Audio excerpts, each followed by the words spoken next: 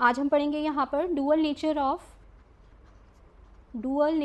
Of matter and radiation from structure of atom, class 11। हमने last topic पढ़ा था students Bohr's theory पढ़ा था हमने लास्ट टॉपिक। बोहर्स थ्योरी के न्यूमेरिकल्स किए थे। उसके बाद हम यहाँ पर नेक्स्ट टॉपिक स्टार्ट कर रहे हैं अपना। तो चलो स्टार्ट करते हैं आज का topic, dual nature of matter and radiation. ठीक है, सबसे पहले हम यहाँ पर ये जो हमारे पास आज टॉपिक है dual nature of matter and radiation, ये जो हमारा डेवलपमेंट है नेक्स्ट टू बोहर्स मॉडल, इसको क्यों लाया गया स्टूडेंट्स। ठीक है, तो हमारे पास में क्या हुआ कि जो हमने बोहर्स थ्योरी पढ़ी स्टूडेंट्स, वहाँ पर बोहर्स के कुछ ड्रॉबैक्स थे, वो आपने पढ़े। ठीक है, कुछ क्या थे वहाँ पर, ड्रॉबैक्स थे, तो इस वजह से उसको एक्सेप्ट नहीं किया गया, फुली एक्सेप्ट नहीं किया गया। तो हमारे पास में जो है स्टूडेंट्स क्या हुआ, एक जो नेक्स्ट सक्सेसफुल मॉडल है जिसको हम आज भी एक्सेप्ट करते हैं, this is called as quantum mechanics. Quantum mechanics के बेसिस पे आज की हम स्ट्रक्चर ऑफ एटम को एक्सप्लेन करते हैं। लेकिन क्वांटम मैकेनिक्स या वेव मैकेनिक्स तक पहुंचने के लिए हमें दो कॉन्सेप्ट्स को क्लियर करना होगा। पहला तो है यहाँ पर हमारे पास में जो डुअल नेचर ऑफ मैटर है, ठीक है, ये जो पूरा कॉन्सेप्ट दिया ये डी ब्रोगली कॉन्सेप्ट है। ठीक है, और दूसरा कॉन्सेप्ट जो इसको एक्सप्लेन करने के लिए लिया स्टूडेंट्स, वो था हमारे पास में सेकेंड वॉज हेसेनबर्ग्स अनसर्टेनिटी प्रिंसिपल। तो अभी आप बात को समझो यहाँ पर कि हम ये जो पढ़ रहे हैं पूरा development to structure of atom, जो हम आज का मॉडल पढ़ते हैं, ठीक है, तो ये यहाँ तक हम पहुँचे कैसे हैं, अनसर्टेनिटी प्रिंसिपल, हेसेनबर्ग्स अनसर्टेनिटी प्रिंसिपल।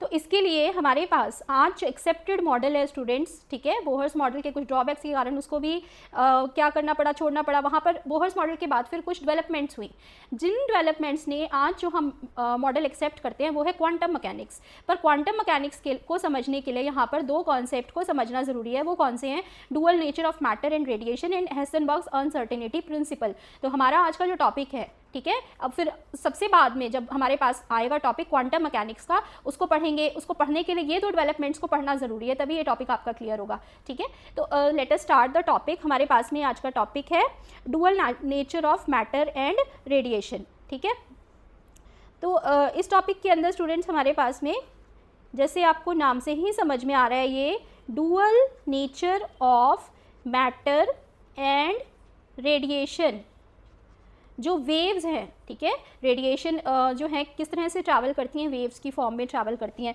और जो मैटर है जो कि पार्टिकल्स का बना होता है, तो ये हमारे पास में इनका डुअल नेचर है, dual nature of matter and radiation. अब इसका मतलब क्या है यहाँ पर कि अगर हम आइंस्टाइन की देखें तो यहाँ पर आइंस्टाइन की थ्योरी के हिसाब से इसने सजेस्ट किया था कि लाइट जो है, लाइट हैज़ लाइट जो है डुअल नेचर है उसका, लाइट का।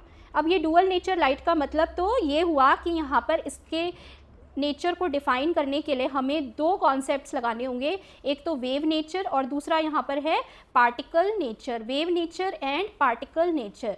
समझे? तो ये आइंस्टाइन का कॉन्सेप्ट था, ठीक है, जो इन्होंने बताया कि डुअल नेचर होता है लाइट का, वेव नेचर भी होता है उसके पास में और पार्टिकल नेचर भी होता है। उसके बाद डी ब्रोगली ने इस आइडिया को एडवांस किया, एक लेवल अप किया इन्होंने। ठीक है, डी ब्रोगली ने जो आगे काम किया वो देखो क्या है। जो आइंस्टाइन की थ्योरी थी ये तो सही है यहाँ पर, लेकिन इन्होंने इसको एडवांस किया थोड़ा। इन्होंने क्या करा, डी ब्रोगली ने बोला कि हमारे पास में जैसे कि फोटोन्स होते हैं, photons are the particles of light, तो जस्ट लाइक फोटोन्स, जैसे फोटोन्स होते हैं तो सभी material particles, all material particles, जितने मटेरियल पार्टिकल्स हैं स्टूडेंट्स, ठीक है, ऑल मटेरियल पार्टिकल्स कौन कौन से होते हैं, जैसे हमारे पास इलेक्ट्रॉन होता है, प्रोटॉन होता है, ठीक है, और हमारे पास में ये तो माइक्रोस्कोपिक पार्टिकल्स हो गए। उसके बाद अगर हम देखें कोई भी हमारे पास मॉलिक्यूल है, अगर इससे थोड़ा सा बड़ा लेके चलें हम यहाँ पर, अ पीस ऑफ चॉक या हम स्टोन देखें, ठीक है, थोड़ा बिगर साइज़ हम करते जा रहे हैं यहाँ पर, ये देखो आप, ठीक है, या फिर आयरन बॉल है, इस तरह से हमने यहाँ पर थोड़ा साइज़ को बड़ा कंसिडर करते हुए देखा कि अगर हम यहाँ पर मूव करें फ्रॉम माइक्रोस्कोपिक, जो माइक्रोस्कोपिक ऑब्जेक्ट्स हैं उनसे कहाँ की तरफ, मैक्रोस्कोपिक ऑब्जेक्ट्स की तरफ हम मूव कर रहे हैं, ये एग्जांपल में हम देख रहे हैं, ठीक है। तो ये सभी जो है यहाँ पर इनके पास में क्या इंपॉर्टेंट करेक्टरिस्टिक है, डुअल नेचर की। They all have dual nature. सिर्फ आइंस्टाइन ने लाइट के लिए डुअल नेचर की कॉन्सेप्ट को एक्सप्लेन किया था अपनी थ्योरी में कि उसके पास वेव नेचर भी है, पार्टिकल नेचर भी है, लेकिन डी ब्रोगली ने इसको थोड़ा थ्योरी को आगे बढ़ाते हुए क्या बोला कि फोटोन्स हैं, यानी पार्टिकल्स ऑफ लाइट है, ऑल मटेरियल पार्टिकल्स हैं, लाइक इलेक्ट्रॉन्स, प्रोटॉन्स, मॉलिक्यूल, थोड़ा बिगर साइज में मैक्रोस्कोपिक पार्टिकल्स जितने भी लें, तो उन सब के पास डुअल नेचर है। डुअल नेचर का मतलब वेव नेचर भी है उसकी और पार्टिकल नेचर भी है, ठीक है। तो अगर हम यहाँ पर प्लैंक्स क्वांटम थ्योरी को देखें स्टूडेंट्स, ठीक है, तो ये देखो यहाँ पर अगर हम according to Planck's quantum theory, अगर हम प्लैंक्स क्वांटम थ्योरी के अकॉर्डिंग देखें, so according to Planck's quantum theory हमारे पास में एक स्टेटमेंट आपने क्या देखी थी, that energy is directly proportional to the frequency of the radiation where the proportionality sign can be replaced by the constant Planck's constant. Planck's constant से इसको रिप्लेस किया जा सकता है। जबकि हमने एक आइंस्टाइन थ्योरी भी पढ़ी थी जहाँ पर हमने क्या पढ़ा था, E is equal to H nu. E किसके बराबर है यहाँ पर, एच न्यू के बराबर है, ठीक है।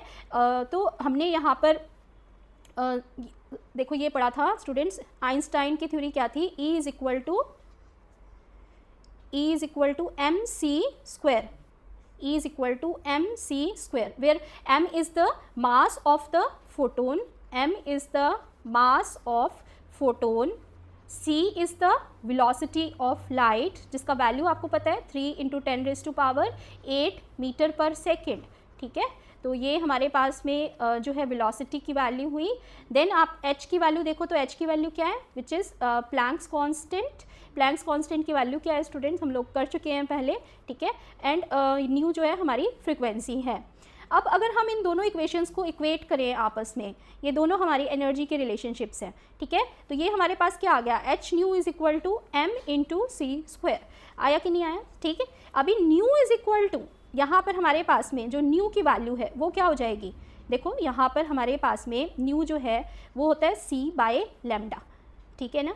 New is equal to c by lambda, put करो यहाँ पर, तो ये हमारे पास में क्या हो गई यहाँ पर, h into c by lambda is equal to m c square, ठीक है। तो यहाँ से हमारे पास में अब लैम्डा की अगर वैल्यू देखें तो ये क्या हो गई, lambda is equal to h by m c, इधर ले आओ, क्रॉस मल्टीप्लाई करो, lambda is equal to h by m c, ठीक है। ये डी ब्रोगली ने इक्वेशन जो है बताई हमें, which is applicable to material particles. ये इक्वेशन जो है डी ब्रोगली ने किसके लिए बताई स्टूडेंट्स, यहाँ पर this application is applicable only to material particles. तो मास ऑफ फोटोन को यहाँ पर जो हमारा m का वैल्यू है, ये मास ऑफ फोटोन को किससे रिप्लेस किया गया यहाँ पर, मास ऑफ पार्टिकल से। वेलोसिटी ऑफ फोटोन को, ये तो लाइट की वेलोसिटी है, इसको किससे रिप्लेस किया गया, वेलोसिटी ऑफ मटेरियल पार्टिकल। तो किसी भी मटेरियल पार्टिकल के लिए लाइक इलेक्ट्रॉन, तो हम वहाँ पर क्या लिख सकते हैं, अगर हम इसको मटेरियल पार्टिकल के लिए देखें तो ये हमारी इक्वेशन किस में चेंज हो जाएगी, lambda is equal to H by M into V, ठीक है, m इंटू वी। तो ये m is the mass of the material particle, v is the velocity of material particles, ठीक है। अभी यहाँ पर आपको पता है ये मास इंटू वेलोसिटी किसके इक्वल होती है, मोमेंटम के इक्वल होती है। तो यहाँ पर हमारे पास में फाइनली एक रिलेशनशिप आया, lambda is equal to h by P, which we will use in calculating the wavelength और मोमेंटम फॉर द पार्टिकल्स। तो ये न्यूमेरिकल के अंदर यूज़ होगा आपका lambda is equal to h by P. यहाँ पर हमें एक चीज़ और क्या पता चल रही है, that lambda wavelength is inversely proportional to the momentum of the particle. तो डी ब्रोगली का जो स्टेटमेंट है यहाँ पर, वो अब पूरा स्टेटमेंट क्या हुआ कि डी ब्रोगली की ये वेवलेंथ इन्वर्सली प्रोपोर्शनल है टू द मोमेंटम। बात समझ में आ रही है, de Broglie wavelength is inversely proportional to the momentum, ठीक है। तो यहाँ पर ये जो है इसकी थ्योरी है, डी ब्रोगलीज इक्वेशन आई, डी ब्रोगलीज वेवलेंथ बोलते हैं इस वेवलेंथ को। अगर हम यहाँ पर देखें स्टूडेंट्स कि हमारे पास में बेसिकली जो पार्टिकल है या वेव है, इसके बीच में क्या क्या मेन इंपॉर्टेंट डिफरेंसेस है, ठीक है। पार्टिकल या वेव की हम जो बात कर रहे हैं बार बार, इसके अंदर मेन डिफरेंसेस क्या है। तो इसमें पहला डिफरेंस ये है कि जो पार्टिकल है हमारा, it is localized in space, ये स्पेस के अंदर क्या है, it is localized in space. समझ में आई बात, इसकी एक वेल डिफाइंड पोजीशन है स्पेस में, इसीलिए हम क्या बोल सकते हैं कि लोकलाइज्ड है स्पेस के अंदर। लेकिन आप वेव को अगर देखो तो वेव जो है क्रस्ट ऑफ ट्रफ के फॉर्म में ट्रेवल करती है, लोकलाइज्ड नहीं है ये, it is delocalised. Wave start moving out in the form of concentric circles. यहाँ पर एक कंसेंट्रिक सर्कल्स देखो, मैंने आपको जब वेव के इंपॉर्टेंट टर्म्स बताई थी वहाँ पर भी बताया था कि ये क्रस्ट और ट्रफ के फॉर्म में ट्रैवल करती है वेव।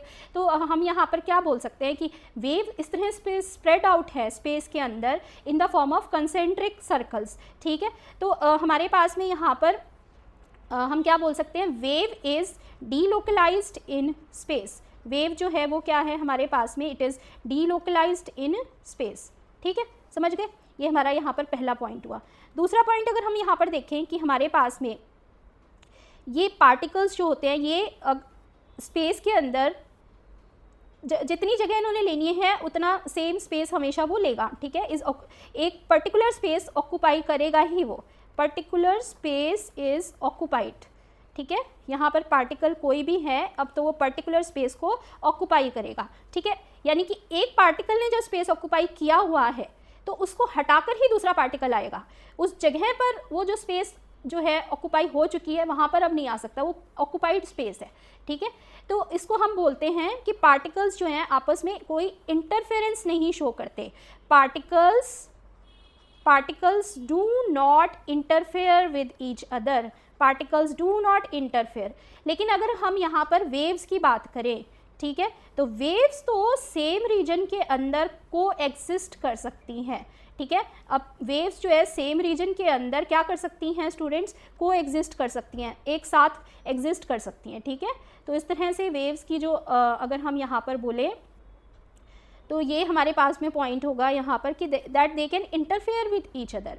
वेव्स जो हैं एक ही रीजन के अंदर को एग्जिस्ट कर सकती हैं, और को एग्जिस्ट के साथ साथ हम क्या टर्म यूज़ करेंगे यहाँ पर, साथ में तो रह ही सकती हैं, एक रीजन के अंदर बहुत सारी वेव्स रह सकती हैं, जबकि हम ये भी बोल सकते हैं कि ये क्या करती हैं, आपस में इंटरफेयर करती हैं, ठीक है, इंटरफेयर करती हैं। अब ये इंटरफेयर कैसे करती हैं, देखो एक वेव के ऊपर सपोज दूसरा वेव आ रहा है तो रिजल्टेंट वेव जो होता है हमारा उसको बोलते हैं कंस्ट्रक्टिव इंटरफेरेंस। अगर एक वेव से दूसरा वेव अपोजिट जा रहा है हमारे पास में तो वो डिस्ट्रक्टिव इंटरफेरेंस होता है, ठीक है। तो वेव्स हमारे पास में दो तरह के इंटरफेरेंस शो करती है, कंस्ट्रक्टिव और डिस्ट्रक्टिव इंटरफेरेंस। यहाँ पर थर्ड पॉइंट अगर हम देखें स्टूडेंट्स, यहाँ पर इसकी नंबर ऑफ़ पार्टिकल्स कितने होंगे स्पेस के अंदर, अगर हम ये देखें तो हमारे पास में टोटल वैल्यू कितनी होगी इसकी, total value is equal to sum of the particles, total value is equal to the sum, ठीक है। लेकिन अगर हम यहाँ पर बात करें वेव्स के केस में, तो इस केस में हमारे पास में जो रिजल्टेंट वेव बनती है, जैसे कि मैंने आपको बताया स्टूडेंट्स, रिजल्टेंट वेव का मतलब है कि आपके पास में इंडिविजुअल वेव्स जो हैं वो सेम जगह पे ओवरलैप भी कर सकती हैं या जस्ट उसके अपोजिट भी ट्रैवल कर सकती हैं। जब सेम वेव्स ओवरलैप करती है तो उसको कंस्ट्रक्टिव इंटरफेरेंस बोलते हैं, अपोजिट जाएंगी तो वो डिस्ट्रक्टिव इंटरफेरेंस होगा। तो रिजल्टेंट वेव हमारे पास में जब बनेगी तो वो जो है resultant wave can be larger, वो बहुत बड़ी भी हो सकती है, and also can be smaller, समझ गए। तो यहाँ पर हमारे पास में ये बेसिक डिफरेंसेस हैं बिटवीन पार्टिकल एंड वेव, ठीक है। अगर हम यहाँ पर देखें स्टूडेंट्स, हमारे पास में कुछ और भी डिफरेंसेस होते हैं, क्योंकि हमें यहाँ आगे जो थ्योरीज पढ़नी है उसके लिए कुछ टर्म्स क्लियर करने होंगे, ठीक है। जैसे कि आपके पास में आपने पढ़ी थी इलेक्ट्रोमैग्नेटिक वेव्स, और दूसरा है matter waves, electromagnetic waves and matter waves, ठीक है। अभी ये जो इलेक्ट्रोमैग्नेटिक वेव्स हैं हमारे पास में, दीज इलेक्ट्रोमैग्नेटिक वेव्स, ठीक है, यहाँ पर दीज आर एसोसिएटेड विद, मैंने आपको पहले भी बताया था electromagnetic fields are associated with, electromagnetic waves जो है वो किससे एसोसिएटेड होती हैं, मैग्नेटिक एंड इलेक्ट्रिक फील्ड से एसोसिएटेड होती हैं। अब ये जो मैग्नेटिक और इलेक्ट्रिकल फील्ड है, ठीक है, ये इनके साथ एसोसिएटेड तो हैं, लेकिन ये क्या है, परपेंडिकुलर टू ईच अदर, एक दूसरे से भी परपेंडिकुलर है, and also to the propagation propagation मतलब जिस डायरेक्शन में जिस डायरेक्शन में वेव ट्रैवल करेगी, also to the direction of propagation, जिस डायरेक्शन में हमारी वेव जो है वो प्रोपागेट करेगी, आगे बढ़ेगी, ठीक है। तो ये हमारा यहाँ पर फर्स्ट पॉइंट हुआ। लेकिन अगर हम यहाँ पर देखें हमारे पास में matter waves are not associated with any electric and magnetic fields, ठीक है, दे आर नॉट एसोशिएटेड, यहाँ पर कोई एसोशिएटेड इनके साथ मैग्नेटिक फील्ड या इलेक्ट्रिक फील्ड जो है वो नहीं होती। सेकेंड अगर हम यहाँ पर देखें स्टूडेंट्स, हमारे पास में सेकेंड जो मेन डिफरेंस है, इनको इलेक्ट्रोमैग्नेटिक वेव्स को do not require any medium, they do not require any medium, किसी मीडियम की इनको ज़रूरत नहीं है फॉर ट्रैवलिंग, फॉर प्रोपगेशन, आगे बढ़ने के लिए इन्हें किसी भी मीडियम की ज़रूरत नहीं है, ट्रैवल करने के लिए किसी मीडियम की ज़रूरत नहीं है, ठीक है। इसका मतलब कि हम ये भी बोल सकते हैं they can easily travel in vacuum, ये वैक्यूम में भी बहुत आसानी से ट्रैवल कर सकती हैं। जबकि अगर हम यहाँ पर देखें तो इनके मैटर वेव्स के अंदर मीडियम इज़ रिक्वायर्ड, ठीक है, रिक्वायर्ड मीडियम। तो अब हम यहाँ पर थर्ड देखते हैं डिफरेंस स्टूडेंट्स। थर्ड देखो यहाँ पर हमारे पास में, यहाँ electromagnetic waves travel with the speed of light, travel with speed of light, इनकी जो स्पीड है वो लाइट की स्पीड के बराबर है, ठीक है। जबकि हमारे पास में यहाँ पर इनकी मैटर वेव्स की जो स्पीड है, ठीक है, it is very low, speed is very low, travel with very low speed. और हमारे पास में नेक्स्ट अगर पॉइंट देखें स्टूडेंट्स डिफरेंस इनका, तो इसके अंदर they are emitted by the source, यहाँ पर जैसे इलेक्ट्रोमैग्नेटिक वेव्स जिस सोर्स से बाहर निकलेंगी उसको फिर लीव कर देंगी, छोड़ देंगी वो, ठीक है। तो हम ये बोल सकते हैं they are emitted by the source, source से बाहर निकल जाती हैं, ये जो सोर्स है जहाँ से इलेक्ट्रोमैग्नेटिक वेव्स आ रही हैं तो वो वहाँ उस प्लेस को छोड़ देंगी। लेकिन अगर हम यहाँ मैटर वेव्स की बात करें, they do not leave the moving particle, ठीक है, यहाँ पर ये छोड़ती नहीं है, दे डू नॉट, क्योंकि मैटर के पार्टिकल के पास तो उसकी वेलोसिटी होती है ना, तो they do not leave the moving particle, moving particle. तो मैटर वेव्स के साथ में हमेशा मैटर वेव्स एसोसिएटेड होंगी हमेशा मूविंग पार्टिकल के साथ में, जबकि इलेक्ट्रोमैग्नेटिक वेव्स जो हैं जैसे ही सोर्स से बाहर आएंगी तो हम क्या बोल सकते हैं, दे लीव द सोर्स, सोर्स से बाहर निकलने के बाद हम क्या बोल सकते हैं, ये they are emitted by the source. Next यहाँ पर हमारे पास में डिफरेंस हो गया स्टूडेंट्स, ये देखो ये है हमारे पास में वेवलेंथ यहाँ पर गिवन है किस रिलेशनशिप से, lambda is equal to C by nu, ठीक है। जबकि हम यहाँ पर क्या बोल रहे थे कि हमारे पास में मैटर वेव्स के अंदर lambda is equal to H by M into V, ठीक है, क्योंकि यहाँ पर वेलोसिटी ऑफ लाइट यूज़ कर रहा है। तो ये हमारे पास में इंपॉर्टेंट डिफरेंसेस हैं between electromagnetic waves and matter waves. अगर हम यहाँ पर सिग्निफिकेंस देखें कि हमारे पास में ये इंपॉर्टेंट क्वेश्चन बहुत बार आता है कि what is the significance of D Broglie's equation, जो डी ब्रोगली की इक्वेशन है इसका सिग्निफिकेंस क्या है, significance for D Broglie's equation, D Broglie की इक्वेशन का सिग्निफिकेंस क्या है, ठीक है। तो यहाँ पर डी ब्रोगली का अगर हम सिग्निफिकेंस देखें, it is applicable to all material particles, ठीक है। यहाँ पर डी ब्रोगली जो है सभी मटेरियल पार्टिकल्स के लिए एप्लीकेबल है, ठीक है। All material particles D Broglie's equation can be applied, apply तो सभी मटेरियल पार्टिकल्स पे किया जा सकता है, but significance is only for microscopic particles, is only for microscopic particles. अब ये ऐसा क्यों बोल रहा है, माइक्रोस्कोपिक पार्टिकल्स के लिए ही केवल डी ब्रोगलीज इक्वेशन का सिग्निफिकेंस है, इसको हम ऐसे क्यों कह सकते हैं। तो इसका एक एग्जांपल से इसको समझते हैं कि सपोज़ हमारे पास में एक बॉल है, ठीक है, और बॉल का जो मास है लगभग 0.1 kg है, ठीक है, जो कि किस स्पीड से मूव कर रही है, 60 मीटर पर सेकेंड की स्पीड से मूव कर रही है। अगर हम यहाँ पर डी ब्रोगलीज इक्वेशन लगाएं तो वो हमारे पास में क्या होगी स्टूडेंट्स, यहाँ पर डी ब्रोगलीज इक्वेशन क्या होगी, lambda is equal to H by M V. तो h का वैल्यू यहाँ पर पुट करा 6.62 into 10⁻⁻34 kilogram metre square per second. और मास की वैल्यू जो है यहाँ पर क्या हो जाएगी, मास का वैल्यू हमें गिवन है 0.1 kg, kg के अंदर ही रखो इसको। और हमारे पास वेलोसिटी जो है, वेलोसिटी कितनी गिवन है स्टूडेंट्स, यहाँ पर बॉल का मास और वेलोसिटी 60 मीटर पर सेकेंड है। ठीक है, अभी इसके अंदर यूनिट्स ऐसे ही रहेंगी। अब इसको सॉल्व करेंगे जब हम, तो ये हमारे पास में स्टूडेंट्स यहाँ पर लगभग इसको काटने के बाद क्या आ जाएगा, क्योंकि एग्जैक्ट नहीं कट रहा है ये, ठीक है, अप्रॉक्सीमेट ही कटेगा, तो ये 10⁻⁻34 मीटर के बराबर आ गया। अब ये वैल्यू आप क्या बोलोगे कि ये वैल्यू बड़ा है कि छोटा है, 10⁻⁻34, ये वैल्यू हमारे पास में बहुत ज़्यादा स्मॉल है। वेवलेंथ का वैल्यू जो बॉल के साथ एसोसिएटेड था, बॉल का साइज तो बड़ा होता है, ठीक है, माइक्रोस्कोपिक तो नहीं है वो। अब ये मैक्रोस्कोपिक ऑब्जेक्ट के साथ में जो वेवलेंथ एसोसिएटेड है वो इतनी स्मॉल है स्टूडेंट्स कि it is not possible to observe, can not observe, ठीक है, it is difficult to observe, cannot observe this small wavelength। इतना स्मॉल वैल्यू ऑफ वेवलेंथ को ऑब्जर्व करना पॉसिबल नहीं है, ठीक है, can't observe the small value of wavelength.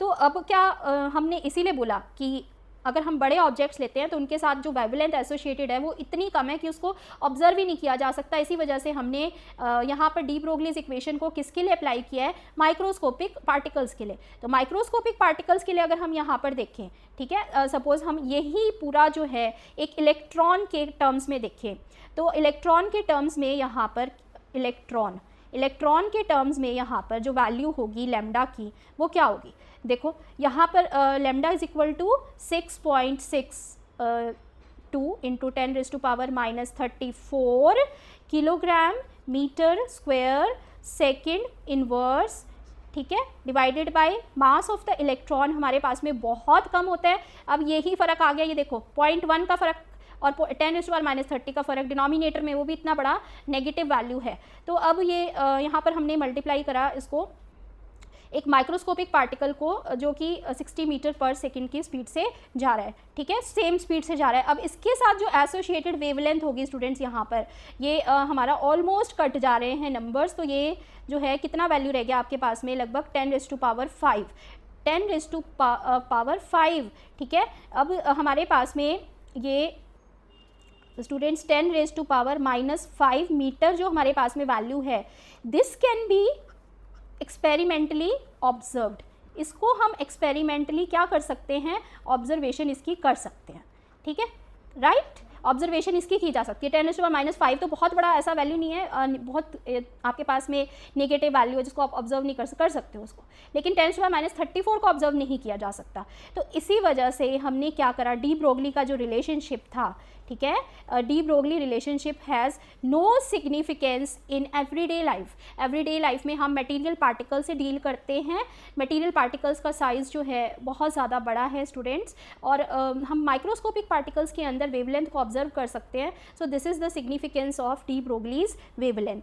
अब हम यहाँ पर अगर नेक्स्ट देखें कि हमारे पास में ये जो डुअल नेचर ऑफ मैटर की हम बात कर रहे हैं, डुअल नेचर ऑफ मैटर, ठीक है, तो हमारे पास में यहाँ पर कोई इसका वेरिफिकेशन है, एक्सपेरिमेंटल कोई वेरिफिकेशन है कि इलेक्ट्रॉन के पास में डुअल नेचर प्रेजेंट होता है, डुअल नेचर ऑफ इलेक्ट्रॉन, क्या इसका कोई वेरिफिकेशन है, ठीक है। तो पहला जो हमारे पास में वेरिफिकेशन आया, first verification of wave, verification of wave character associated with an electron. Dual nature का मतलब हमें यहाँ पर प्रूव करना है कि इलेक्ट्रॉन के पास में क्या क्या प्रेजेंट है, उसके पास वेव नेचर भी है, उसके पास पार्टिकल नेचर भी प्रेजेंट है, ठीक है। अब जो वेव नेचर है इसका वेरिफिकेशन किसने किया, क्या एक्सपेरिमेंट था वो, तो ये एक्सपेरिमेंट था स्टूडेंट्स यहाँ पर डेविसन और जेमन, यहाँ पर जो साइंटिस्ट थे इन्होंने ये एक्सपेरिमेंट किया था, डेविसन एंड जर्मर्स, एक्सपेरिमेंट, ठीक है। अब ये क्या एक्सपेरिमेंट था, देखो, डेविसन एंड जर्मर्स एक्सपेरिमेंट। तो यहाँ पर हम देखते हैं एक्सपेरिमेंट क्या था। इन्होंने क्या करा कि निकल के क्रिस्टल पर कुछ इंसिडेंट कराई, इंसिडेंट बीम ऑफ इलेक्ट्रॉन्स, इन्होंने बीम ली इलेक्ट्रॉन्स की और इंसिडेंट कराई, ठीक है। तो अब इन्होंने क्या करा, यहाँ पर इंसिडेंट कराई और उसके बाद फिर इन्होंने जो है इसको फोटोग्राफिक प्लेट पर इसकी जो है रिफ्लेक्टेड रेज को देखा, ठीक है। यहाँ इसकी रिफ्लेक्टेड रेज को देखा, तो रिफ्लेक्टेड रेज को जो देखा वो इन्होंने एक फोटोग्राफिक प्लेट पर देखा। रिफ्लेक्टेड रेज जो हैं एक फोटोग्राफिक प्लेट पर देखें तो किस तरह का यहाँ पर आपको फोटोग्राफिक प्लेट पर जो स्कैन नज़र आएगा वो कैसा है वो देखते हैं, ठीक है। और ये हमारी है इंसिडेंट लाइट, ठीक है। इंसिडेंट लाइट कराई, उसके बाद फिर जो रिफ्लेक्टेड लाइट थी, निकल से जो रिफ्लेक्ट हुई लाइट, उसको फोटोग्राफिक प्लेट पर लिया यहाँ पर। तो देखो हमें जो पैटर्न मिल रहा है यहाँ पर, वो पैटर्न कैसा मिला, डिफ्रैक्शन पैटर्न यहाँ पर कैसा मिला। ये डेविसन जर्मर का बहुत ही फेमस एक्सपेरिमेंट है, ठीक है। इसके अंदर पैटर्न हमारे पास में कैसा मिला है, तो इसके अंदर देखो rings of alternating intensity is obtained. यहाँ पर हमारे पास में कंटिन्यूस रिंग्स मिल रही हैं, ठीक है। ये रिंग्स जो मिली हैं इनके अंदर इंटेंसिटी, अल्टरनेटिंग इंटेंसिटी की रिंग्स हमें इस तरह से देखने को मिली, ठीक है, पूरा पैटर्न के अंदर। So this is the diffraction pattern by Davisson and German experiment to show the wave character of an electron. Electron के वेव करेक्टर को शो करने के लिए ही यहाँ पर इस एक्सपेरिमेंट को उन्होंने किया। दिस इज़ द क्या आया है ये फोटोग्राफिक प्लेट पर, this is the diffraction pattern आया है जिसमें रिंग्स आ रही हैं हमारे पास में अल्टरनेटिंग इंटेंसिटी की, ठीक है। अब ये कंसेंट्रिक रिंग्स है स्टूडेंट्स, आपको पता है ना कंसेंट्रिक रिंग्स क्या होती है, जिनका सेंटर है, concentric rings are obtained here, ठीक है। यहाँ पर कंसेंट्रिक रिंग्स मिल रही है और बहुत ज़्यादा नंबर मिल रहा है उसका। ये जो पैटर्न है स्टूडेंट्स यहाँ पर, ये पैटर्न एग्जैक्टली सेम है जैसा कि हमें एक्सरेज से मिलता है, एग्जैक्टली सेम एज एक्सरेज। जो पैटर्न एक्सरेज से मिलता है वही पैटर्न यहाँ पर हमें जो है इस डेविसन जर्मर के एक्सपेरिमेंट से मिला, जब इन्होंने इंसिडेंट लाइट कराई है किसकी, इलेक्ट्रॉन्स की, इंसिडेंट लाइट ऑफ इलेक्ट्रॉन्स। तो यहाँ पर हमारे पास जो डेविसन जर्मर का ये डिफ्रैक्शन पैटर्न है, इसका पैटर्न और एक्सरेज का जो पैटर्न है वो बिल्कुल सेम मिलता है। तो हम आज क्या कहते हैं, आज के टाइम में हम क्या बोलते हैं कि एक्सरेज जो हैं वो इलेक्ट्रोमैग्नेटिक वेव्स हैं। बात को समझो, यहाँ पर देखो हम क्या बोलते हैं, दैट एक्सरेज आर, जो एक्सरेज हैं वो क्या हैं, इलेक्ट्रोमैग्नेटिक वेव्स हैं। एक्सरेज आर इलेक्ट्रोमैग्नेटिक वेव्स, ठीक है, समझ गए। एक्सरेज क्या होती हैं, इलेक्ट्रोमैग्नेटिक वेव्स हैं। इसका मतलब कंफर्म है इलेक्ट्रोमैग्नेटिक वेव्स हैं, तो इसके अंदर कंफर्म क्या है कि इनके पास में वेव करेक्टर है, ठीक है, समझ गए। अब अगर एक्सरेज में कंफर्म है कि वेव करेक्टर है और इसका पैटर्न जो है यहाँ पर इलेक्ट्रॉन के डिफ्रैक्शन पैटर्न से मिल रहा है, तो ये कंफर्म हो गया ना कि इलेक्ट्रॉन के नेचर कैसी हुई, यहाँ पर वेव नेचर हुई। ये बात क्लियर हुई यहाँ पर कि डिफ्रैक्शन पैटर्न एग्जैक्टली सेम आ रहा है एक्सरेज से। तो हम यहाँ पर एक्सरेज को आजकल जो यूज़ करते हैं तो क्या बोलते हैं कि इलेक्ट्रोमैग्नेटिक वेव्स हैं ये, इसका मतलब कि उसके अंदर वेव नेचर प्रेजेंट है। एक्सरेज का भी सेम वही पैटर्न आता है, तो इलेक्ट्रॉन्स के अंदर वेव नेचर प्रेजेंट है। ये बात क्लियर हो गई, ठीक है। तो हम यहाँ पर इसको जो है पॉइंट आउट कर सकते हैं इस चीज़ को कि इलेक्ट्रॉन्स के पास में कौन सी नेचर प्रेजेंट है, वेव नेचर प्रेजेंट है, ठीक है। अब दूसरा हमारे पास में यहाँ पर वेरिफिकेशन जो करना है, एक हमने कर लिया यहाँ पर वेरिफिकेशन कि इलेक्ट्रॉन के पास में वेव नेचर है, दूसरा हमें वेरिफिकेशन यहाँ पर करना है कि इलेक्ट्रॉन के पास में पार्टिकल नेचर भी है। समझो कि इलेक्ट्रॉन के पास में पार्टिकल नेचर भी है। तो अब इसको हम यहाँ पर कैसे बताएंगे, इलेक्ट्रॉन के पास में पार्टिकल नेचर भी है, ठीक है। तो दूसरा वेरिफिकेशन हमारे पास में है वेरिफिकेशन ऑफ द पार्टिकल, हमारे पास में verification of the particle character, जो पार्टिकल नेचर है उसका हम वेरिफिकेशन कैसे करेंगे। सो बेसिकली स्टूडेंट्स इसको हम करते हैं यहाँ पर स्किंटिलेशन प्रोसेस से। देखो स्किंटिलेशन, अब ये स्किंटिलेशन क्या होता है मैं अभी बताती हूँ आपको। व्हाट इज़ स्किंटिलेशन, ठीक है, स्किंटिलेशन, यहाँ पर ये स्किंटिलेशन का जो प्रोसेस है ये क्या है, ठीक है। तो इसके अंदर हम यहाँ पर क्या करते हैं, देखो एक्सपेरिमेंट देखो यहाँ पर हमारे पास में स्किंटिलेशन के प्रोसेस के अंदर क्या करेंगे, हमने सबसे पहले यहाँ पर सोर्स लिया इलेक्ट्रॉन्स का, क्योंकि हमें इलेक्ट्रॉन्स की नेचर को ही प्रूव करना है ना कि उसके अंदर क्या प्रेजेंट है, पार्टिकल नेचर प्रेजेंट है, ठीक है। तो हमने इसको एज अ बीम जो है पास करना है स्लिट में से, इलेक्ट्रॉन बीम स्लिट में से पास किया।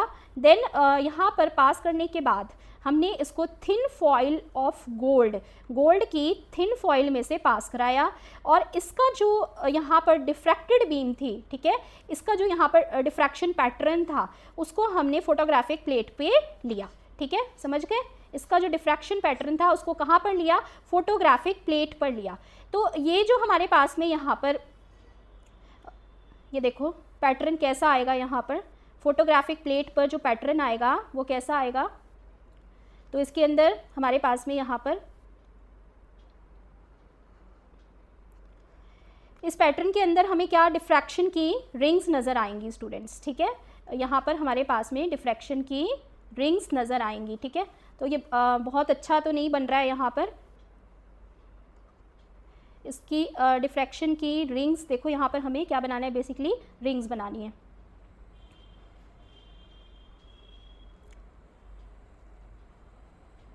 तो ये जो हमारे यहाँ पर डिफ्रैक्टेड बीम थी स्टूडेंट्स, इससे हमारे पास में यहाँ पर एक डिफ्रैक्शन का पैटर्न आ गया, ठीक है। ये हमारे पास में यहाँ पर डिफ्रैक्टेड रिंग्स आ गई हैं, these are called as diffracted rings, ठीक है। डिफ्रैक्टेड रिंग्स हमें यहाँ पर मिली फोटोग्राफिक प्लेट पर। अब इससे कैसे प्रूव होगा, यहाँ पर फोटोग्राफिक प्लेट पर जो हमें यहाँ पर ये डिफ्रैक्टेड बीम पहुँचाई, फिर हमें एक डिफ्रैक्शन का पैटर्न मिला, ठीक है, दिस इज़ डिफ्रैक्टेड बीम, जिसको फोटोग्राफिक प्लेट पे हमने डिफ्रैक्शन का पैटर्न लिया है, ठीक है। ये एक्सपेरिमेंट किया था स्टूडेंट्स किसने, थॉमसन ने, थॉमसन का ये एक्सपेरिमेंट था, ठीक है, थॉमसन्स एक्सपेरिमेंट है ये। और अब इस डिफ्रैक्शन पैटर्न से हमें यहाँ पर क्या क्या समझ में आ रहा है, ये देखो। एक तो हम स्किंटिलेशन का प्रोसेस बोल सकते हैं, ये डिफ्रैक्शन पैटर्न है। स्किंटिलेशन के प्रोसेस के अंदर क्या होता है कि अगर हमारे पास में कोई इलेक्ट्रॉन जो है, स्किंटिलेशन का प्रोसेस भी देख लो एक बार। स्किंटिलेशन के प्रोसेस के अंदर हम क्या करते हैं, इलेक्ट्रॉन जो है स्ट्राइक करा जिंक सल्फाइड के स्क्रीन पर, तो वहाँ जिंक सल्फाइड के स्क्रीन पर क्या करेगा, वो एक स्पॉट ऑफ लाइट छोड़ देगा, spot of light on screen, इसी को बोलते हैं हम स्किंटिलेशन, इसी को बोलते हैं स्किंटिलेशन। ये स्किंटिलेशन यहाँ पर क्या बता रहा है, जितना पार्टिकल का साइज था उतना ही यहाँ पर हमारे पास में स्पॉट आ जाएगा लाइट का, ठीक है, क्लियर, उतना ही हमारे पास में यहाँ पर ये स्प्रेड आउट नहीं हुआ, असल में पार्टिकल का जितना साइज था उतना ही स्पॉट बनेगा लाइट का। अब यहाँ पर जो हमारे पास एक तो ये हो गया स्किंटिलेशन, दूसरा हो गया थॉमसन्स का एक्सपेरिमेंट में हमें यहाँ पर जो डिफ्रैक्शन पैटर्न मिल रहा है स्टूडेंट्स, ठीक है, ये हमारे को यहाँ पर क्या बता रहा है कि चार्ज टू मास रेशियो, अगर हम यहाँ पर देखें इलेक्ट्रॉन का चार्ज टू मास रेशियो, तो ये हमारा यहाँ मुलिकन्स ड्रॉप एक्सपेरिमेंट के जैसा ही है, ठीक है। तो electron has particle nature, electron के पास क्या होती है, पार्टिकल नेचर होती है। थर्ड अगर हम देखें यहाँ पर कि हमारे पास में हमने पढ़ा था स्टूडेंट्स ब्लैक बॉडी रेडिएशन, पढ़ा था ना, ब्लैक बॉडी रेडिएशन। जिन्होंने नहीं पढ़ा है स्टूडेंट्स वो पीछे के सेशंस जो हैं वो देख सकते हैं, प्लेलिस्ट में मिल जाएंगे आपको। ब्लैक बॉडी रेडिएशन था, और फोटोग्राफ हमारे को था फोटो इलेक्ट्रिक इफेक्ट, ठीक है, फोटो इलेक्ट्रिक इफेक्ट। ये दोनों इफेक्ट्स जो हैं यहाँ पर क्या शो करते हैं, दैट हमारे पास में इलेक्ट्रॉन की पार्टिकल करेक्टर प्रेजेंट होता है, ठीक है।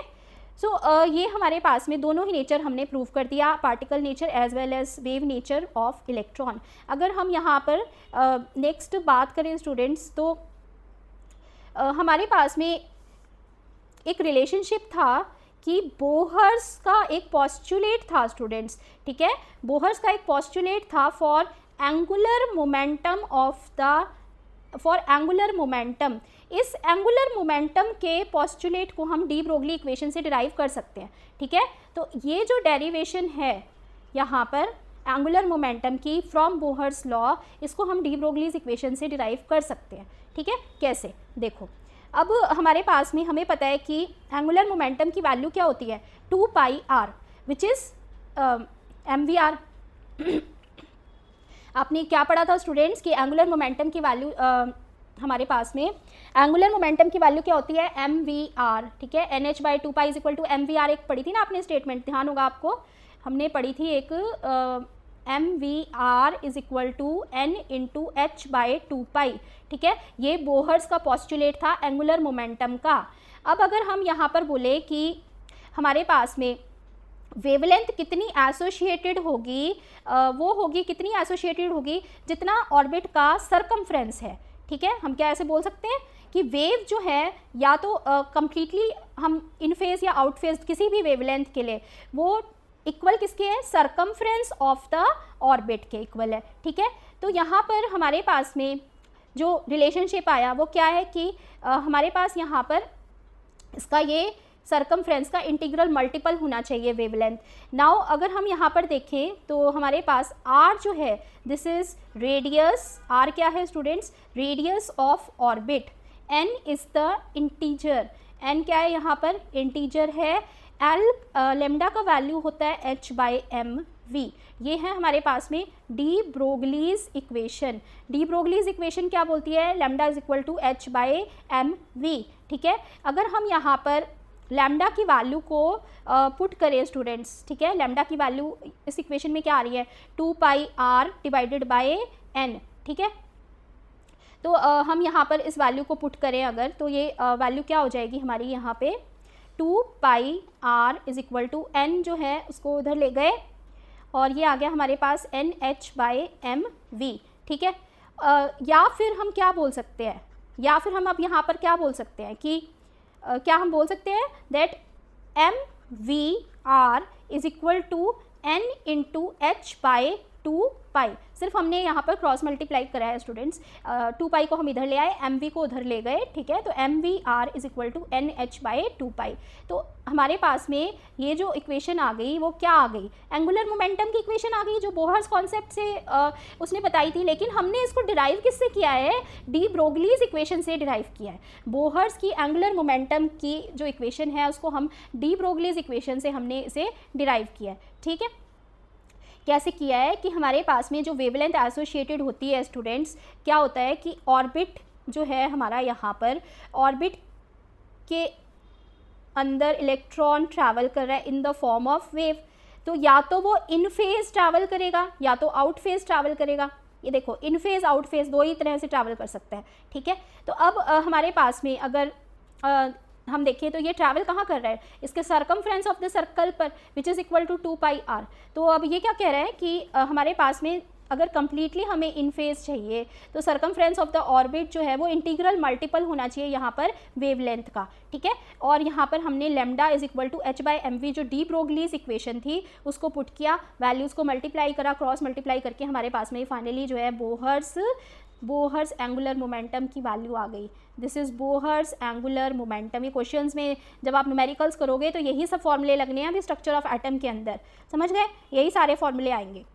तो चलो कुछ न्यूमेरिकल्स करते हैं। यहाँ पर हम लोग ने बहुत सारा डेरिवेशंस और फॉर्मूलाज पढ़ लिया है। सबसे पहला यहाँ पर क्वेश्चन देखेंगे,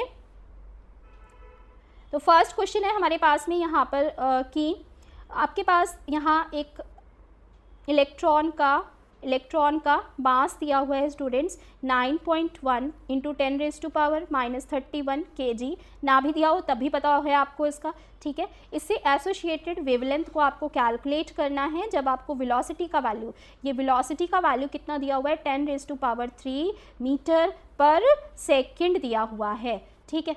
अभी इसको कैलकुलेट करेंगे, कैसे कैलकुलेट करेंगे यहाँ पर इसको, तो इसके लिए हमारे पास में यहाँ पर lambda is equal to h/mv, ठीक है, डी ब्रोगलीज इक्वेशन लगा दी, h का वैल्यू यहाँ पे पुट किया 6.6 into 10⁻⁻34 kilogram metre square second inverse. अभी कुछ स्टूडेंट्स पूछेंगे कि तो क्या ज़रूरत है यूनिट्स भी साथ में लिखने की। यूनिट्स अगर आप साथ में लिखते हो ना तो उससे क्या होता है कि जब आप कंपेयर करोगे यहाँ पर दूसरी क्वांटिटीज़ की यूनिट्स तो आपकी गलत नहीं होंगी, ठीक है। तो हमेशा यूनिट्स लिखो, यूनिट से यूनिट भी कटती हैं आपकी और सेम यूनिट्स का भी ध्यान रहता है। तो मास हमारे पास में यहाँ पर कितना है, ये हमारे पास में है केजी के अंदर ही दिया हुआ है, तो लिखो ये 9.1 इंटू 10⁻31, ठीक है, ये है केजी के अंदर और वेलोसिटी है 10⁻3 मीटर पर सेकेंड। अब ये वैल्यू जो है पूरा इसको कैलकुलेट करना होगा स्टूडेंट्स, ठीक है, इसको कैलकुलेट करोगे। मैं यहाँ पे आपको आंसर दे रही हूँ, केवल आंसर आप अपने आप कैलकुलेट करके देखें। 7.25 into 10⁻7 metre is the answer. Second question देखो, अब यहाँ पर हमारे पास में सेकेंड क्वेश्चन, ठीक है, समझ में आ गया, कुछ भी नहीं था, डी ब्रोगलीज इक्वेशन लगानी थी, यहाँ पर हमें सारी वैल्यूज़ गिवन थी, ध्यान रखना है सिर्फ आपको यूनिट्स का। मान लो कि क्वेश्चन आपको थोड़ा सा और ट्विस्ट करता है, मास का वैल्यू नहीं भी दिया हुआ, अगर इलेक्ट्रॉन की मास का वैल्यू नहीं दिया हुआ, वेवलेंथ आपसे पूछी हुई है, बस वेलोसिटी दी हुई है कि electron is travelling with a speed of 10⁻3 metre per second, then what is the wavelength associated with it, तब भी कर सकते हो आप, आपको मास तो पता ही है, डी ब्रोगलीज इक्वेशन लगा के यहाँ पर कैलकुलेट करेंगे, ठीक है। नेक्स्ट देखो, यहाँ पर एनसीईआरटी के सब क्वेश्चंस ले रहे हैं तो सारा क्वेश्चंस करने ही हैं आपको। अब इसके अंदर हमें यहाँ पर क्या फाइंड आउट करना है, सेकंड क्वेश्चन में वेवलेंथ को फाइंड आउट करना है, ठीक है। यहाँ पर हमारे पास में जो मास है, मास हमारे पास मास ऑफ बॉल दिया है 0.1 kg, mass of ball is 0.1 kg और वेलोसिटी कितनी वेलोसिटी से ट्रैवल कर रहा है, 10 मीटर पर सेकेंड की वेलोसिटी से ट्रैवल हो रहा है। तो अब यहाँ पर जब डी ब्रोगलीज इक्वेशन लगाओगे आप, ठीक है, डी ब्रोगलीज इक्वेशन लगाई आपने, lambda is equal to h/mv।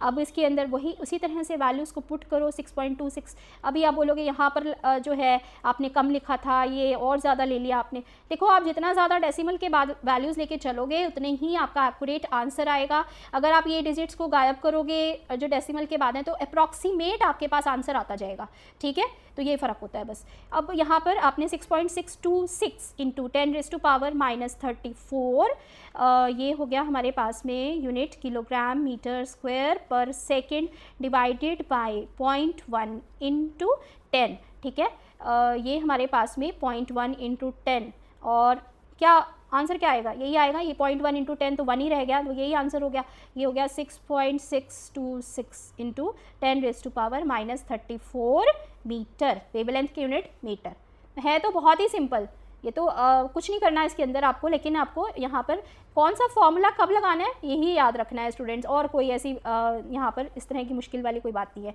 Next देखो, यहाँ पर हमारे पास में नेक्स्ट है आपको यहाँ मास of photon, calculate the mass of photon, mass of photon निकालना है।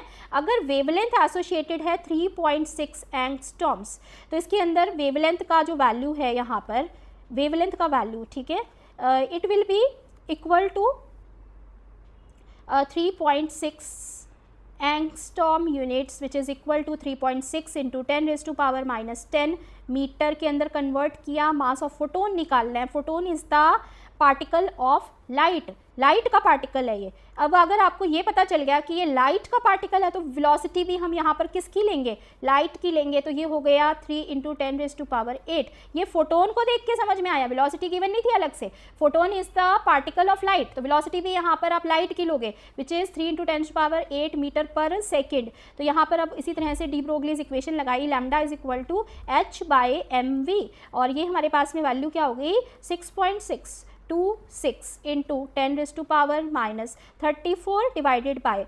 3.6 इंटू 10⁻10 मीटर इंटू यहाँ पर हमारे पास में वेलोसिटी है 3 इंटू 10⁸8 मीटर पर सेकेंड, ठीक है। ये सारी वैल्यूज़ कैलकुलेट कर लोगे आप और यहाँ पर ये कैलकुलेट कर लें अपने आप। नेक्स्ट देखो, यहाँ पर हमारे पास में क्वेश्चन, हाँ क्वेश्चन है, इंपॉर्टेंट है ये वाला क्वेश्चन, इस तरह के क्वेश्चंस तो आपको मिलते हैं कॉम्पिटिशन्स में, ठीक है। हमारे पास में यहाँ पर दो पार्टिकल्स हैं स्टूडेंट्स, ए एंड बी, ठीक है। वेवलेंथ एसोसिएटेड विद ए, हमारे पास में जो ए है पार्टिकल उसके साथ वेवलेंथ एसोसिएटेड है 5 इंटू 10⁻⁻8 मीटर। तो हमें यहाँ पर बताना है कि पार्टिकल बी के साथ में कितनी वेवलेंथ एसोसिएटेड है, और ये वैल्यू को फाइंड आउट करने के लिए आपको जो डेटा दिया हुआ है वो ये है कि इफ़ मोमेंटम, अगर जो मोमेंटम है, if momentum is half of A, ठीक है, if momentum is half of A, तो पार्टिकल बी का जो मोमेंटम है वो ए का आधा है, ठीक है। समझ गए क्वेश्चन यहाँ पर हमारे पास में। तो ये हमारे पास में 4th क्वेश्चन हम देख रहे हैं यहाँ, इसको देखो कैसे सॉल्व करेंगे। इसमें हमें क्या लगाना है, रिलेशनशिप तो वही रहेगा, हमें यहाँ पर दो पार्टिकल्स के लिए लगाना है, lambda A is equal to हमारे पास एच बाई पी ए, दूसरा हमारे पास पे यहाँ पर lambda B is equal to H by P B, यानी wavelength associated with a particle is equal to H by momentum of particle A, then wavelength associated with B particle is equal to h by momentum of particle B, ठीक है। समझ गए यहाँ पर, ये दोनों हमारे पास में अब मोशन के अंदर हैं। तो हम अगर इनकी रेशो लें, ठीक है, lambda A is to lambda B, तो हम यहाँ पर क्या ले सकते हैं, h by P A, h by P A divided by h by P B, H से एच कैंसिल आउट हो गया यहाँ पर, ठीक है। और हमारे पास में यहाँ क्रॉस मल्टीप्लाई करेंगे स्टूडेंट्स, ये हमारे पास में क्या बन गया अब, P B is equal to half P A हो गया। पी ए का वैल्यू तो हमें गिवन तो पी ए तो नहीं है, कैलकुलेट करोगे लेकिन आ जाएगा उससे, ठीक है। अब यहाँ पर हमारे पास में देखो ये आ गया, P B is equal to half into P A. अब अगर हम यहाँ पर देखें तो lambda A by lambda B ये किसके इक्वल है, हमारे पास में जो P lambda A is to lambda B, यहाँ पर वैल्यू पुट करो स्टूडेंट्स पी बी की, ठीक है। ये वैल्यू हो गई हमारे पास में lambda A is to lambda B is equal to half into P A divided by P A, ठीक है। और ये वैल्यू आ जाएगी हमारे पास में, अब इसको क्रॉस मल्टीप्लाई करोगे तो हमारे पास आ गई यहाँ पर lambda B is equal to 2 into lambda A, ठीक है। वेवलेंथ की वैल्यू आपको गिवन है, ये वेवलेंथ की वैल्यू है। बेसिकली हमने क्या करा यहाँ पर स्टूडेंट्स की मोमेंटम की वैल्यूज़ थी उनको हमने यहाँ पर सॉल्व कर लिया कंपैरेटिव अकाउंट के अंदर, ठीक है। लैम्डा ए और लैम्डा बी की जो रेशो थी उसको फाइंड आउट करा, इनकी वैल्यूज़ को यहाँ पे पुट किया। ये तो हमारे पास में कांस्टेंट ही है, एच और एच क्या हो जाएगा यहाँ पर कैंसिल आउट हो जाएगा, ठीक है। तो ये हमारे पास में क्या बना, P B by P A बना, ठीक है, P B by P A बना। अब पी बी की वैल्यू तो हाफ पी ए आ रही है, वो पुट कर दी यहाँ पर, समझ गए। और ये आ गया P B by A, P B by P A, P B का value half into P A upon P A, जिसमें हमारे पास ये P A to P A cancel हो गया। और ये आ गया lambda A is equal to half into lambda B, ये लैम्डा बी की अगर वैल्यू देखें तो ये हो जाएगा 2 इंटू लैम्डा ए, वैल्यू डालो यहाँ पर, wavelength for a particle 5 into 10⁻⁻8 metre, ठीक है। ये हो गया हमारे पास में 10⁻⁻7 मीटर। तो बहुत इंपॉर्टेंट है ये क्वेश्चन। इस तरह के क्वेश्चंस तो आपको बहुत ज़्यादा मिलेंगे कॉम्पिटिशन्स में, जहाँ पर सिर्फ आपको कंपैरिजन से ही कैंसिल आउट करके फाइनल एक नंबर रेशो निकाल लेना है, ठीक है। ये क्वेश्चंस आपके बहुत ज़्यादा इंपॉर्टेंट है, प्रैक्टिस करें ऐसे क्वेश्चंस की। नेक्स्ट देखो हमारे पास में क्वेश्चन है स्टूडेंट्स यहाँ पर, द नेक्स्ट क्वेश्चन इज़ हमारे पास यहाँ पर काइनेटिक एनर्जी की वैल्यू दी हुई है। काइनेटिक एनर्जी जो है एक सब एटॉमिक पार्टिकल की 5.85 इंटू 10⁻⁻25 जूल्स, ठीक है। हमें यहाँ पर फ्रीक्वेंसी जो है पार्टिकल वेव की उसको फाइंड आउट करना है। कैसे करेंगे, काइनेटिक एनर्जी हमारी इक्वल होती है हाफ mv² के बराबर होती है। यहाँ पर डी ब्रोगलीज इक्वेशन है, lambda is equal to h by mv, equal कर दो ये, तो हमारे पास में यहाँ पर लैम्डा की जो वैल्यू आएगी स्टूडेंट्स क्या आ जाएगी, लैम्डा इज इक्वल टू, देखो lambda is equal to h by mv के लिए इसको सॉल्व करो। ये हमारे पास में यहाँ पर हम इसको सॉल्व करेंगे तो क्या आ जाएगा स्टूडेंट्स, यहाँ पर इसको सॉल्व करते हैं, देखो तो ये हो गया हमारे पास में यहाँ पर v, एक हमने यहाँ पर v/v, इसको अलग कर लेते हैं क्योंकि हमारे पास में ये दोनों ही v में आप डिफ्रेंशिएट कैसे करोगे, ठीक है। तो इसको हम थोड़ा सा यहाँ पर क्या करते हैं, अलग कर लेते हैं। तो ये हमारे पास में this will be equal to h/mv। यहाँ पर हमारे पास स्टूडेंट्स क्या होगा, इसको वैल्यू को कैलकुलेट करें। ये वैल्यू हमारी यहाँ पर क्या हो जाएगी, देखो क्रॉस मल्टीप्लाई करो यहाँ पर, तो ये हो गया mv²/h, ठीक है। इसकी वैल्यूज पुट करके देखिए स्टूडेंट्स यहाँ पर और आंसर कैलकुलेट करें। काइनेटिक एनर्जी का वैल्यू हमारे पास कितना आ रहा है, हाफ mv² है और वेलोसिटी का वैल्यू आपको कैलकुलेट करना है। दूसरा आपको इक्वेशन पता है यहाँ पर lambda is equal to h/mv, ठीक है। अब इसके अंदर हमारे पास में एक हमें प्लैंक्स कांस्टेंट की वैल्यू पता है और यहाँ पर क्वेश्चन में हमें काइनेटिक एनर्जी की वैल्यू पता है, ठीक है।